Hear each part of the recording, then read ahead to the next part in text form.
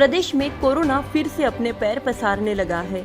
अधिकतर लोगों के वैक्सीनेटेड होने की वजह से इस बार कोरोना भयावह साबित नहीं हो रहा, लेकिन फिर भी हमें सावधानी बरतने की जरूरत है, क्योंकि यह वैक्सीन 14 वर्ष से अधिक उम्र के लोगों को ही लगी है। ऐसे में 14 वर्ष से कम उम्र के बच्चे अभी तक वैक्सीनेटेड नहीं है। बच्चों के डॉक्टर्स भी ध्यान रखने की सलाह दे रहे हैं। मैग्नस हॉस्पिटल के कंसल्टेंट बाल रोग विशेषज्ञ डॉक्टर मनोज अग्रवाल ने बताया कि बच्चों में इम्यूनिटी पावर अच्छी होने की वजह से कोरोना ज़्यादा इफेक्ट नहीं करता, लेकिन इसका मतलब ये नहीं कि लोग लापरवाह हो जाए। कोविड की तीसरी और चौथी लहर के बाद बच्चों का नंबर आ सकता है। उन्होंने कहा कि बच्चों में कोरोना अभी भी हो रहा है, लेकिन उनकी रोग प्रतिरोधक क्षमता अच्छी होने की वजह से भर्ती होने जैसी कंडीशन में नहीं आ रहे हैं। ऐसे में पेरेंट्स को भी चाहिए कि अपने बच्चों का विशेष ख्याल रखें। जो बच्चे स्कूल नहीं जाते, उन्हें अनावश्यक रूप से किसी पार्टी या सार्वजनिक स्थान पर ले जाने से बचें। बच्चों को हेल्दी खाना खिलाते रहे ताकि उनका इम्यून सिस्टम बढ़ सके।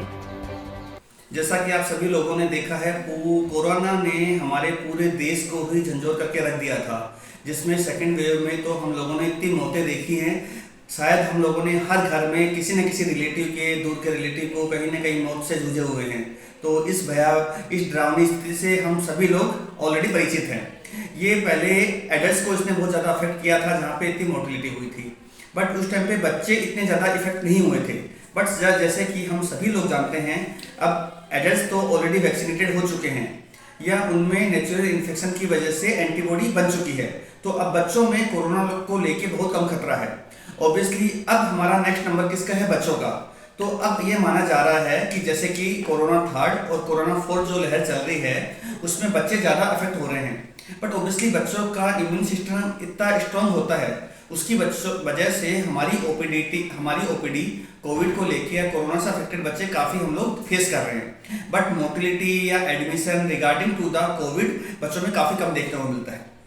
सर, किस तरह ऐसा होता है तो किस तरह बच्चों को सावधानियां रखनी होगी, किस तरह की उनका? जैसा कि हम सभी लोग जानते हैं, कोरोना में रूटीन सावधानियां, अगर आपका बच्चा स्कूल गोइंग नहीं है, स्कूल नहीं जाता है, तो अननेसेसरी किसी फंक्शन में घूमने फिरने, भीड़ भड़ाके इलाके में जाने से अवॉइड करो। बच्चों का भी अगर पॉसिबल हो तो उन्हें टीचिंग सिखाया जाए कि हमें हैंड वॉश कैसे करना है। एवरी टाइम आपको साबुन से, डिटॉल से प्रॉपर हैंड वॉश करना है।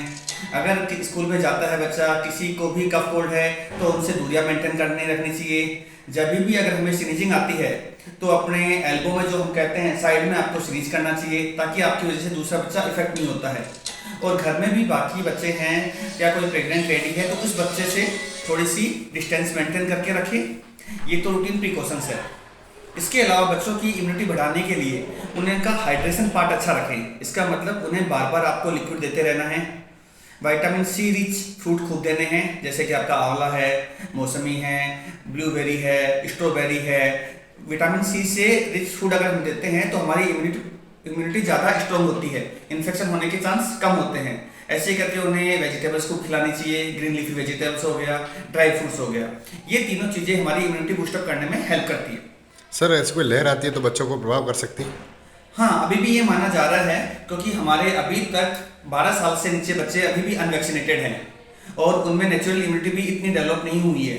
अगर फोर्थ लहर या फिफ्थ लहर आती है, भगवान ना करे ऐसा हो, तो सबसे ज़्यादा ये इफेक्ट बच्चों को ही करेगी। और जैसा कि हमने देखा था, फोर्थ वेव से पहले हम लोगों ने पहले से ही पूरी तैयारियां कर ली थी। बड़े बड़े गवर्नमेंट सेटअप में, प्राइवेट सेटअप में हम लोगों ने आईसीयू डेवलप कर लिए थे, ताकि अगर ऐसा होता है तो हम टाइमली स्थिति को कंट्रोल कर सकें। बट टचवुड ऐसा नहीं हुआ। बच्चों में कोविड देखने को मिला है, but only just mild symptoms, जो कि हमने ओपीडी बेसिस पे ही ट्रीट किए हैं। आज भी हमारे पास जो इतनी ओपीडी आ रही है, अगर हम जिसका टेस्ट करवाते हैं वो कोविड पॉजिटिव ही होता है, बट माइल्ड सिम्टम्स होते हैं, जस्ट लाइक कफ, कोल्ड, हाई ग्रेड फीवर, जो कि 2 से 3 दिन तक परसिस्ट करता है। उसके बाद में मेडिसिन के बाद में वो रिजॉल्व हो जाता है।